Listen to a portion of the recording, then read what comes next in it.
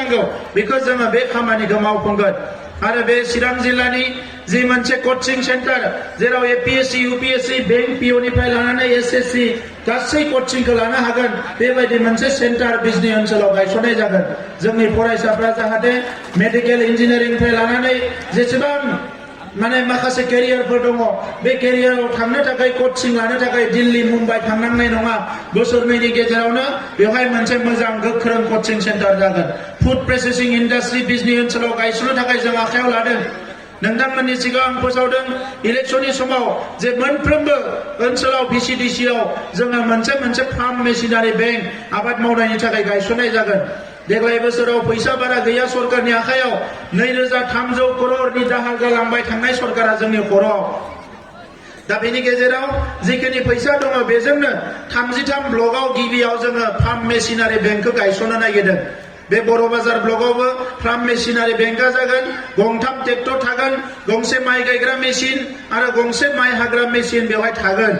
आरो बेखौ रायजोफ्रा लांनानै फ्रिलि जोङो आबाद मावहैनो हागोन जोंनि लाइमोनफ्रा आबादथिलियाव थांनो बायो लंपेन्ट जुथा गाननानै मोजाङै हाब्रु नांजानो बायो दा लंपेन्ट जुथा गाननानैबो जे आबाद मावनो हायो पान्जाब हारियानानि बायदि बेबायदि मोनसे थासारि दानो थाखाय जों नागिरदों फैगौ मार्च दाननि उनावनो जेसेबां भिसिडिसि दङ मोनफ्रोमबो भिसिडिसिआव बे आबाद मावनाय जि फार्म मेसिनारि बेंकखौ जोङो गायसननाय जागोन आरो अब्ला गामि गामि जोंनि आबाद मावनाया मेकानाइज जाजोबगोन अब्ला खेबथाम गाहाम जोङो मोजाङै आबाद मावनो हागोन आरो जोंनि रांखान्थिया लासै लासै जौगागोन बिजनी ओनसोलाव फुड प्रोसेसिं इन्डास्ट्रीनि गेजेराव लेमन इन्डास्ट्री नारें बेवहाय गोबां जायो बे लेमनखौ प्रसेस खालामनानै फाननो हानाय जाहाथे अखा हायोबा दैज्लां बोथोराव बायनो फैयाब्ला ओरैनो सेवगारा बिनि मोनसे प्रसेस इन्डास्ट्रीनि प्रपोजाल होनाय जादों बे ओनसोलाव गोबां बेसर जायो बेसरनिफ्राय थाव बरननांगौ आरो बेसरनि थाव बरनखांनानै बिनि जि माने बाकिखिनि जि थायो वेस्ट बेखौ दिनै हासार बानायनो हायो नानि आदार बानायनो हायो ओंखायनो जोङो बिटिआर ओनसोलाव 10टा ना आरो बायदिसिना अमा बोरमाफोरनि आदार बरनग्रा इन्डास्ट्री गायसननो थाखाय थिग खालामनाय जादों 100टा बाय'फक आजिखालि फिसा फुख्रि जावनानै बेवहायनो नाखौ गिदिर गिदिर फिसिनो हायो खम समावनो नाया देरो 100टा बाय'फ्लक गायसननाय जादों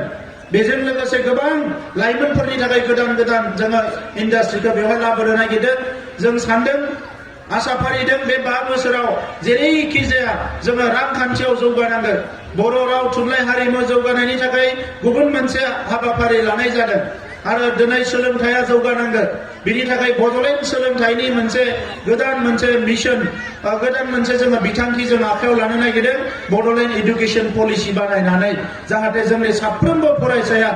मोजां लामायाव थांनो हायो नैबे फेब्रुवारि दाननिफ्रायनो गासैबो फरायसाफोरखौ सार्भे खालामनाय जागोन जाय फरायसाया बुंगोन आं फुटबल गेलेगोन मोजां प्लेयार जागोन बेखौ फरायनायजों लोगोसे फुटबल गेलेनायाव मदद खालामनाय जागोन जाय फरायसाया बुंगोन आं इन्जिनियार जागोन बेखौ जोङो इन्जिनियारजोंनो रायलायहोनानै इन्जिनियारजोंनो बेखौ क्लास लाहोनानै बोरैहाय मोजां इन्जिनियार जानो हायो बिनि बेबस्थाखौ खालामनाय जागोन बेबायदि मोनफ्रोमबो बिभाग सोरबा बुंगोन आर्मि अफिसार जागोन आर्मिनि अफिसारखौ लाबोनानै बेखौ फोरोंनाय जागोन जे बोरै आर्मि अफिसार जानो हायो